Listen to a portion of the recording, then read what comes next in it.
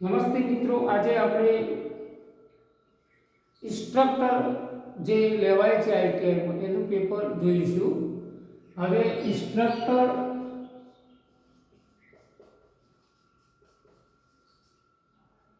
Question paper, હવે આ જે પરીક્ષા લેવાય એમાં આવા પ્રશ્નો પૂછાતા. હવે આપણે એ પેપરની અંદર જોઈએ તો ધીસ ઇઝ ધ ફિલ્ડ, ખાલી જગ્યા ધ બેટલ વોઝ ફોટ. આ એ જ ફિલ્ડનો અર્થ અહીંયા યુદ્ધનું મેદાન થાય. તો અહીંયા આ એ જ ફિલ્ડ છે કે જો બેટલ એટલે લડાઈ, વોઝ ફોટ કે લડાઈ, અહીંયા લડાઈ હતી.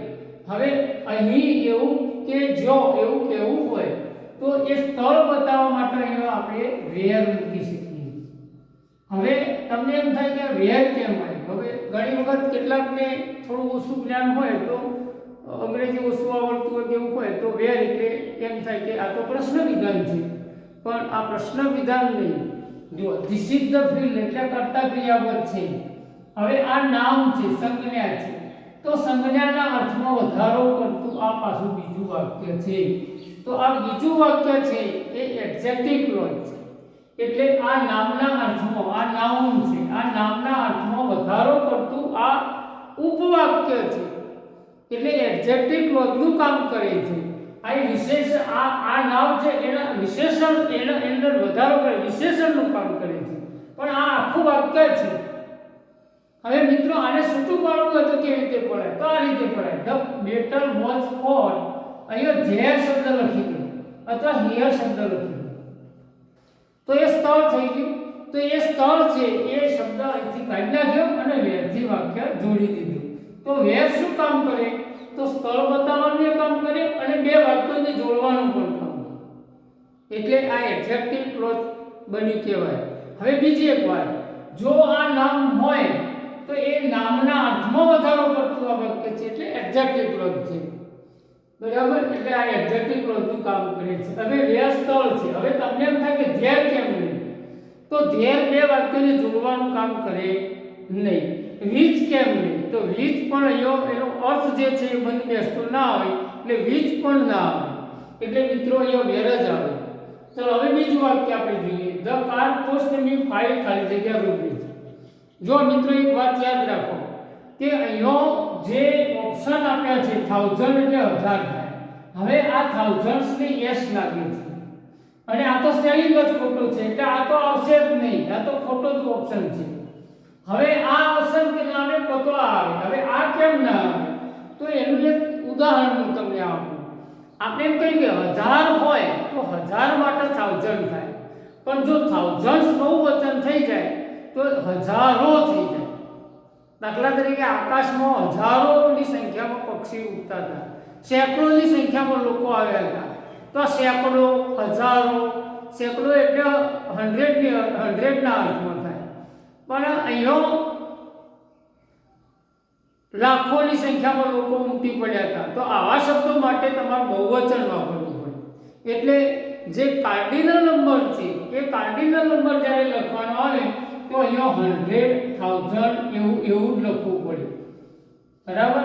હવે 1000 રૂપિયા, તો 1000 રૂપિયા, તો એવું 1000 રૂપિયા કહેવા માટે તમે અહીંયા 1000 રૂપિયા મૂકી શકો. હવે કોસ્ટમી, કોસ્ટ એટલે કિંમત થાય.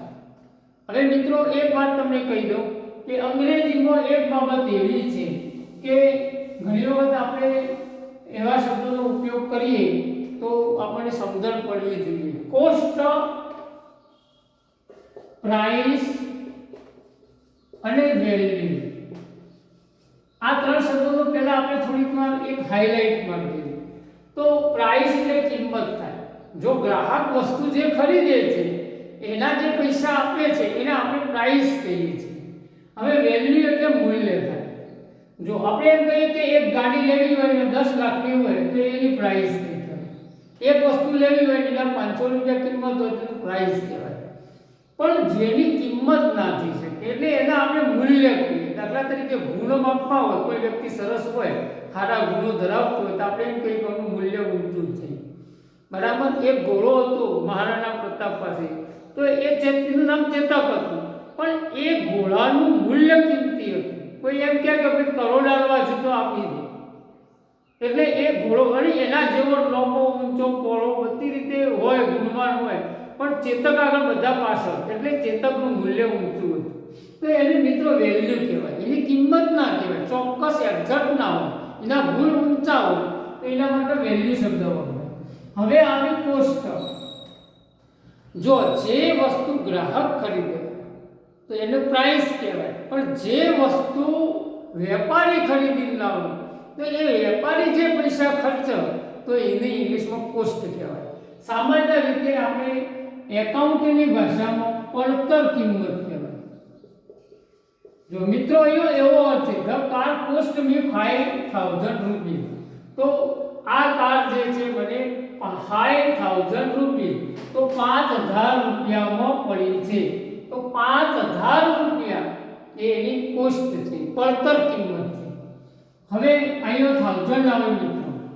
ચલો, એજ માય સબઓર્ડિનેટ. સબઓર્ડિનેટ એટલે એનો પેટા, એમ ગૌણ, એક મારા ગૌણ વ્યક્તિ તરીકે. યોર ડ્યુટી ઇઝ ટુ ખાલી જગ્યામાં ઇન્સ્ટ્રક્શન. જો હવે અહીંયા શું હોય કે અધિકારીઓમાં આનાથી ઊંચો આ, આનાથી ઊંચો આ, આનાથી નીચો આ એવું હોય, તો એ અહીંયા એવું કહેવા માંગુ છું કે મારી ઉપસ્થિતિ, મારા સબઓર્ડિનેટ તરીકે તમારી ડ્યુટી છે એનો તમારે અમલ કરવાનો. તો કેરી આઉટ એટલે અમલ કરવો થાય, બરાબર. તો અહીંયા કેરી વિથ નહીં, સોરી, કેરી આઉટ એટલે અમલ કરવો થાય.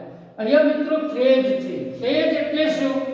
તો એક કરતો, કેરી એટલે લઈ જવું છે મિત્રો, પણ કેરી પછી જો બીજો શબ્દ આવે તો બે શબ્દો ભેગા થાય એટલે ફ્રેજ થઈ જાય. ફ્રેજ થઈ જાય તો એનો અર્થ અંગ્રેજીમાં બદલાઈ જાય છે. આવા હજારો ફ્રેજ છે અંગ્રેજીમાં. તો અહીંયા કેરી આઉટનો અર્થ થાય અમલ કરવો. તો મારી સૂચનાઓનું પાલન કરો, અમલ કરો, એવો અમલ કરો એવો અર્થ છે. એટલે એનું ઇંગ્લિશ શું કરવાનું તમારું સીધા આપણે કેરી આઉટ. હવે અહીંયા કેરી આઉટ છે, પણ આ સ્પેલિંગ સાચો છે અને આ સ્પેલિંગ ખોટું છે. ડબલ આર નહીં અહીંયા, એટલે આ ખોટું છે, એટલે આ વિકલ્પ આવે નહીં, બરાબર. એટલે અહીં ફ્રેજના અર્થમાં છે, એટલે ફ્રેજ વાળું વાક્ય છે. મિત્રો આ વિડિયોને લાઈક કરજો, શેર કરજો અને ચેનલને સબસ્ક્રાઇબ કરજો અને આગળ મોકલજો. તમારા મિત્રોને સમજણ પડે, તમારા જે કોઈ આવી પરીક્ષા આપતા હોય જાહેર, એને ફાયદો થાય. Thank you.